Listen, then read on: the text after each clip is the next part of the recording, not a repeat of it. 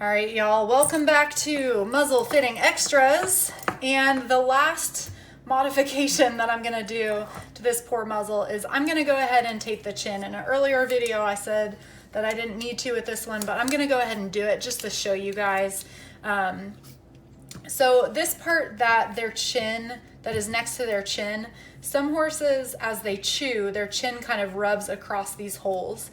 And most of the time it's fine, but certain horses, just kind of the way their chin is built and the way that they chew, it can cause them to get a tiny little, usually like a circular rub right on the pointy part of their chin. And so taping this helps some, but if this is the part that's rubbing, closing off these holes actually helps a lot, and it usually solves that issue.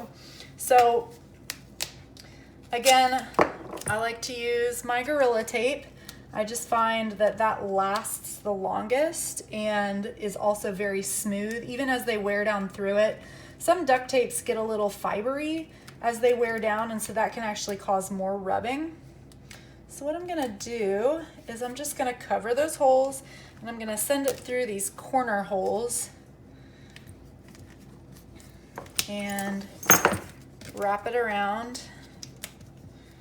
It doesn't fit perfectly through there, but it's close enough, and those wrinkles are on the outside where they're not gonna bother the horse. And so then I'm gonna add a tiny strip to the back here, and then I'm gonna kind of squish them down so they make some contact, and that kind of reinforces that. Now some horses you might be fine just to do this bottom row. I'm gonna go ahead and do these two because it just depends on where your horse's chin sits, and most horses' chin sit kind of right between these two sets of holes. So I'm gonna do this one too. And I like to overlap the tape.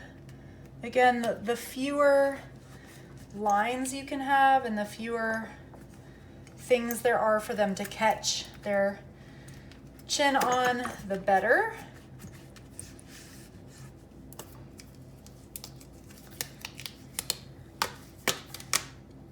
I'm just gonna add one more little strip there.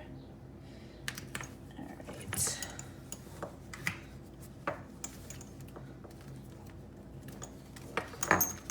And you can just kind of feel that surface. Now, because I have these two lines here, and I have a feeling his chin probably sits right there, I might add another strip there, but the horse that I'm using this for usually doesn't have those issues. So if I need to add another strip, I will later. And then all I need to do is add this last little strip right here to cover that,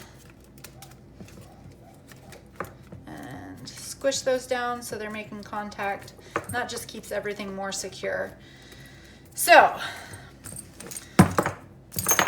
for our muzzle extras, we have taping this back part here if you get chin rubs, taping one of these holes if you are afraid they're going to eat too much grass, taping the front strap if they're getting rubs across their nose, or if you have a non-GG style halter, closing off the corners if they try to eat through the corners with either twine, string, or a zip tie, and then yeah, taping down the buckles where they meet the muzzle if they're getting rubs.